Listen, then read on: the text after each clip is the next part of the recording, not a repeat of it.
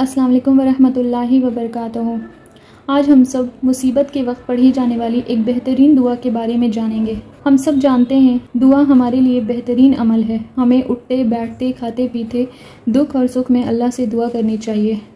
کئی بار تو مصیبت پریشانی آ جاتی ہے اور ہم اللہ سے دعا کرتے ہیں، لیکن کئی بار پتہ نہیں ہوتا کہ کس طرح اللہ سے دعا کی جائے تو جلد سے جلد قبول ہو جائے۔ ہمارے نبی صلی اللہ علیہ وسلم نے ہمیں کئی ساری دعائیں سکھائی ہے جو قرآن میں بھی موجود ہے۔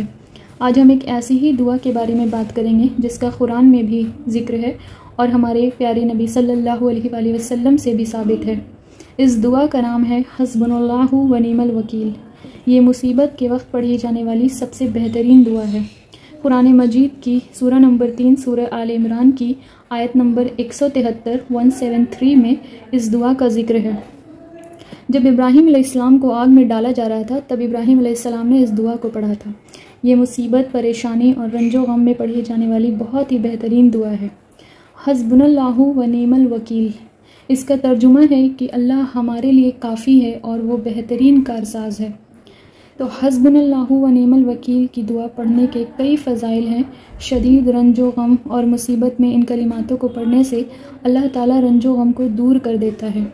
حدیث میں آتا ہے کہ جب ابراہیم علیہ السلام کو آگ میں ڈالا گیا تب انہوں نے کہا حسبنا اللہ و نعم الوکیل۔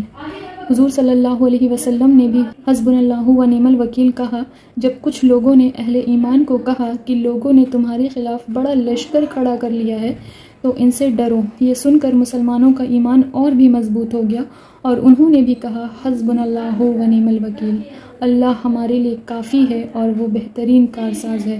بے شک تو اس دعا کو پڑھنے کے ویسے تو بے شمار فائدے ہیں اور اللہ سے خود کا تعلق پکا کرنے کے لیے ہمیں روزانہ اس دعا کو پڑھتے رہنا چاہیے۔ اس کے علاوہ کچھ خاص موقعوں پر بھی اس دعا کو پڑھنے سے اس پریشانی یا دقت سے نجات ملتی ہے۔ جیسے مصیبت کے سمے پڑھنے سے مصیبت دور ہوتی ہے، ڈر یا خوف دور ہوتا ہے، ہر کام آسان ہوتا ہے، دشمن سے بچنے کے لیے بہترین دعا ہے یہ۔